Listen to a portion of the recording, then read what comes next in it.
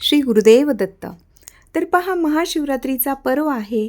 तर आत्तासुद्धा तुम्ही महाशिवरात्री निमित्ताने सुद्धा जे काही सेवा उपासना करत असतील, अनुष्ठान करत असतील, पारायण करत असतील, तर तेव्हासुद्धा तुम्ही रुद्राक्ष माळ धारण करून ती सेवा किंवा उपासना केली तर त्याचं अनंतपटीने आपल्याला जास्त पुण्यफळ प्राप्त होत असतं।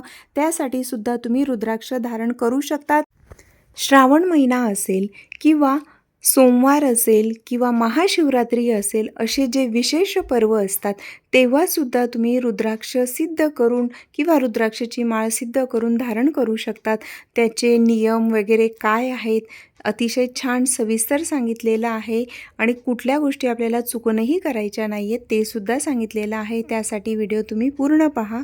तर पहा, रुद्राक्ष धारण कोणी करावा, का करावा, कशासाठी करावा आणि रुद्राक्ष धारण करण्याचे फायदे कोणते आहेत, त्याचबरोबर रुद्राक्ष धारण करण्याचे नियम कोणते आहेत, रुद्राक्ष जर तुटला, रुद्राक्षाची माळ असेल जर ते खंडित झालं तर आपण त्याचं काय करायला हवं, त्याचबरोबर रुद्राक्ष जर तुम्ही धारण करणार असतील तर त्यासाठी रुद्राक्ष माळ कशा पद्धतीने आपण ती स्वच्छ त्याच्यावर अभिषेक करायचा आहे आणि अतिशय छान आणि सविस्तर माहितीचा व्हिडिओ स्वामींचा आशीर्वाद या आपल्या चॅनलवर आहे। त्यात सविस्तर माहिती सांगितलेली आहे। तुम्ही चॅनलवर जाऊन तो व्हिडिओ जरूर पहा किंवा खाली मी लिंक दिलेली आहे त्याच्यावर तुम्ही क्लिक करून तो व्हिडिओ पूर्ण पाहू शकतात।